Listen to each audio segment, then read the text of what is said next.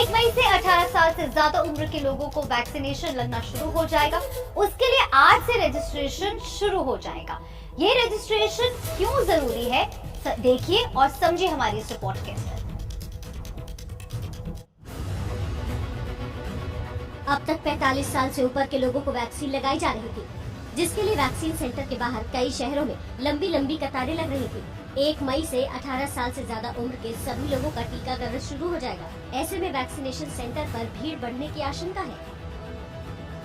लेकिन अगर आपकी उम्र 18 से 45 साल के बीच है तो ये जान लेना जरूरी है कि 18 से 45 साल की आयु के लोगों को वैक्सीनेशन के लिए कोविन वेब पोर्टल पर रजिस्ट्रेशन कराना जरूरी होगा।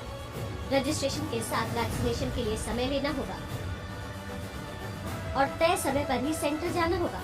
अफरा तफरी और भीड़ से बचने के लिए वैक्सीनेशन सेंटर पर रजिस्ट्रेशन कराने की इजाजत नहीं होगी। हालांकि 45 से अधिक उम्र के लोग वैक्सीनेशन केंद्र पर रजिस्ट्रेशन कराकर वैक्सीन लगवा सकते हैं। रजिस्ट्रेशन के लिए प्रक्रिया और जरूरी दस्तावेज पहले की तरह ही है।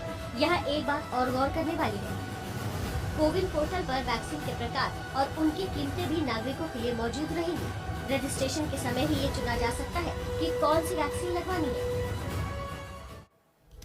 लगातार कोरोना के केसेस बढ़ रहे हैं। देश में कोरोना के हालात और उससे निपटने की रणनीति को लेकर पीएम मोदी ने हाई लेवल मीटिंग की है, जिससे निकलकर सामने आई जानकारी उम्मीद बढ़ाने वाली है। आप देखिए।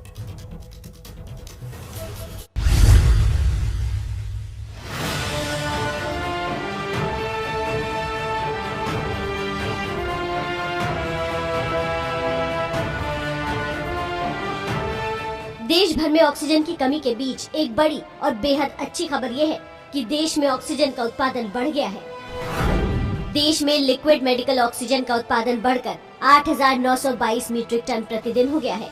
इसे आसान शब्दों में समझे तो देश में हर रोज 90,65,000 किलोग्राम ऑक्सीजन का उत्पादन हो रहा है, जबकि पिछले साल अगस्त तक हर रोज सिर्फ 5,700 मीट्रिक टन ऑक्सीजन का उत्पादन होता था। बहुत जल्द लिक्विड मेडिकल ऑक्सीजन का उत्पादन बढ़कर 9,250 मीट्रिक टन प्रतिदिन हो जाएगा। अब आपको बताते हैं कि ऑक्सीजन उत्पादन बढ़ने का क्या मतलब है। एक करीब 5 किलो वाला ऑक्सीजन सिलेंडर करीब 5 घंटे तक चलता है, जबकि 13.5 किलो वाला ऑक्सीजन सिलेंडर करीब 14 घंटे तक चलता है। कोरोना के पहले देश में 850 मीट्रिक टन ऑक्सीजन यानी करीब 8.5 लाख किलोग्राम ऑक्सीजन की खपत हर रोज होती थी।